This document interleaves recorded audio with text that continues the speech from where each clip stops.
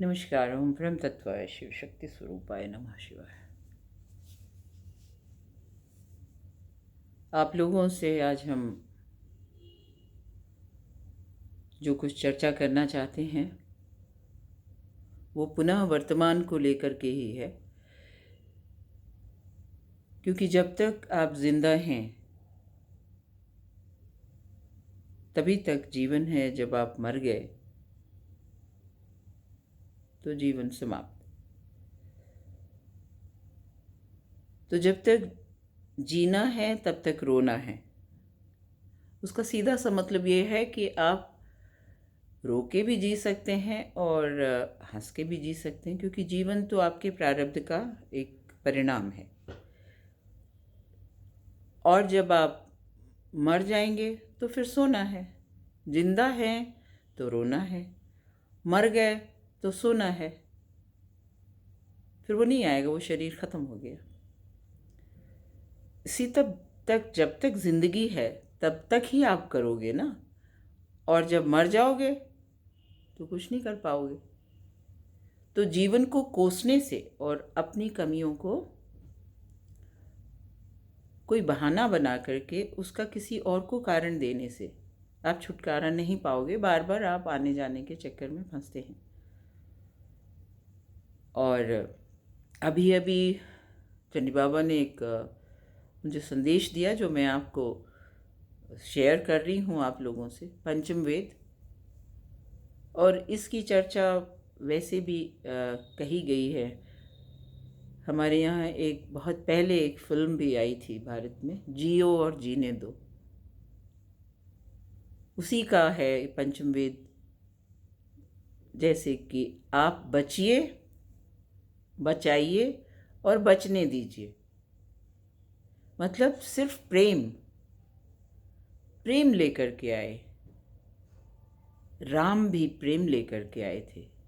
इसलिए आज 1.5 लाख वर्ष के बाद भी मोदी सरकार उस दुकान को चला करके और उसका राजनीतिक फ़ायदा ले रही है।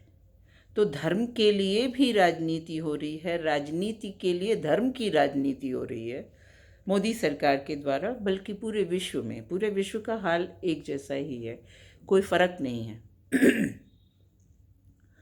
और सिर्फ कुछ पूंजीपतियों के हाथ में चाबी है, वो भी अमेरिका में बैठे हुए उन जूस के हाथ में चाबी है, जो मोदी सरकार जैसे बिकाऊ, भाजपा जैसी बिकाऊ नेता को खरीद लेते हैं। खरीद लिया तभी अंबानी अडानी का खजाना भर रहा है। और एक्चुअली अंबानी अडानी का भी नहीं, आधार कार्ड और पैन कार्ड के थ्रू आपका चिप अमेरिका के कब्ज़े में है। आपकी सांस पर भी अमेरिका का कब्ज़ा है, आपके धन पे भी अमेरिका का कब्ज़ा है, आपके बैंक अकाउंट पे भी अमेरिका का कब्ज़ा है। वो कब उड़ा देंगे आप कुछ नहीं कर पाएंगे, क्योंकि सरकार ने अब पूरी तरीके से अंबानी अडानी के माध्यम से भारत का सौदा अमेरिका से, यूरोप से, इंग्लैंड से कर दिया है। तो धर्म की भी राजनीति राजनीति के लिए हो रही है, और राजनीति की भी राजनीति धर्म के द्वारा हो रही है। अब जैसे राम थे, वो युद्ध नहीं, अपने माता पिता का जो आदेश था उसको सर्वोपरि मान के वनगमन किए। वापस पलट के वो दशरथ की, चक्रवर्ती राजा दशरथ की अक्षौहिणी सेना का कोई समर्थन नहीं लिया। जो उपलब्ध था वन में उससे ही उन्होंने एक धर्म युद्ध लड़ा। और स्त्री के अपहरण को, और क्या है कि स्त्री का अपमान नहीं हो सकता, ये संदेश था। और पहले वो प्रेम से ही सबको दे रहे थे संदेश। वो तो अंतिम स्थिति होती है रण की। रण की जो स्थिति थी वो अंतिम थी। रावण अयोग्य नहीं था, बहुत ज्ञानी था, लेकिन अहंकारी था। इसी तरह वर्तमान काल में पूरे विश्व में अहंकार से भरे हुए हैं। वो शी जिनपिंग हो, पुतिन हो, बाइडेन हो, नेतन्याहू हो, ऋषि सुनक हो, और जो रॉयल ख़ानदान है इंग्लैंड का, जो खून के पायों में सना हुआ है, कोई भी हो, टर्की हो, कोई भी हो, ये लोग जनता के प्रतिनिधि नहीं हैं, ये पूंजीपतियों के प्रतिनिधि हैं, अमेरिका में बैठे हुए पूंजीपतियों के प्रतिनिधि हैं। अब समस्या ये है कि झंडा उठा कर के लोग दौड़ने लगते हैं, तो जो धर्म की राजनीति के बल पे राजनीति चल रही है, हम अभी भारत की ही बात करें अगर, तो ये जो झंडा उठा के चलने वाले हैं, ये जब मर जाते हैं कोठारी ब्रदर्स की तरह से, तो उनके नाम का एक शिलापट्ट भी नहीं लगा। जो आज राम जी का मंदिर खोला गया है, बेचारे 14 वर्ष तक वनवास में रहे, उसके बाद सीता जी का परित्याग करते हैं और उनके मंदिर में भाड़ लोग बुलाए जाते हैं उद्घाटन में, लेकिन कोठारी ब्रदर्स जिनका बलिदान हुआ, उनका कहीं भी नाम उल्लेख तक नहीं। और स्वयं वो अपने गुरु का ही उसने अपमान किया है इस व्यक्ति ने। मोदी के गुरु, राजनीतिक गुरु तो लाल कृष्ण आडवाणी जी थे ना। तो ऐसा उच्छृंखल और अहंकारी व्यक्ति जो अपने गुरु का अपमान करता है, वो सनातनी नहीं हो सकता, वो संस्कारी नहीं हो सकता, वो सहिष्णु नहीं हो सकता, निर्वंशी है, वो राजा के लायक नहीं है। हाँ, वो इवेंट मैनेजर हैं अमेरिका के, इसमें दो राय नहीं है। चाइना ने 64,000 वर्ग किलोमीटर ज़मीन जो है अरुणाचल और लद्दाख में कब्जा कर ली है। ये सत्य है।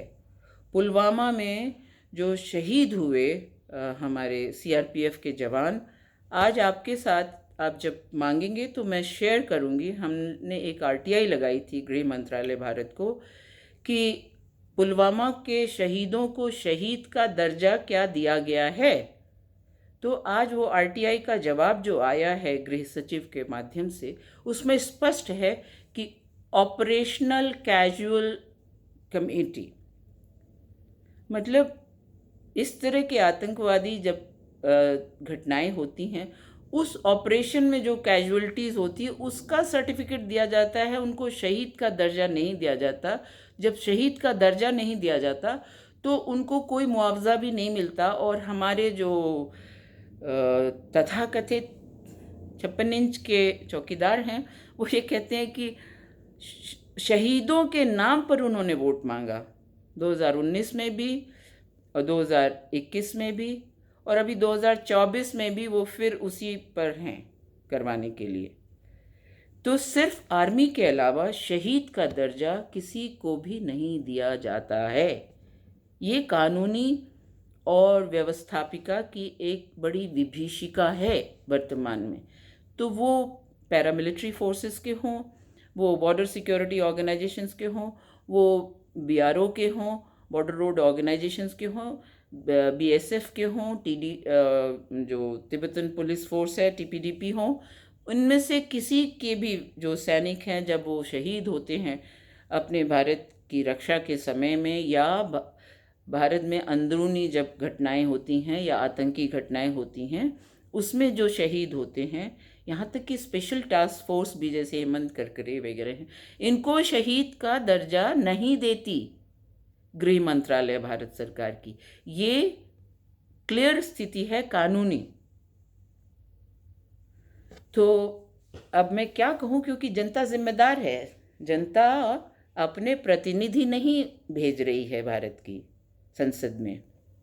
जनता तो 2,500 में मैं बनारस इलेक्शन में थी, भाजपा ने लिफाफे में बंद करके 2,500 दिया था, और भाजपा की बी टीम अरविंद केजरीवाल ने 1,500 दिया था। तो जब आप पैसा ले करके और आप अपना अमूल्य वोट दे रहे हैं प्रतिनिधित्व का, लोकतंत्र के लिए, तो आपने तो लोकतंत्र का सौदा जनता ने ही कर दिया। और इस नस को मोदी ने पकड़ लिया, केजरीवाल ने भी पकड़ा। ऐसी देखिए ना, दिल्ली में सड़कें हैं ही नहीं,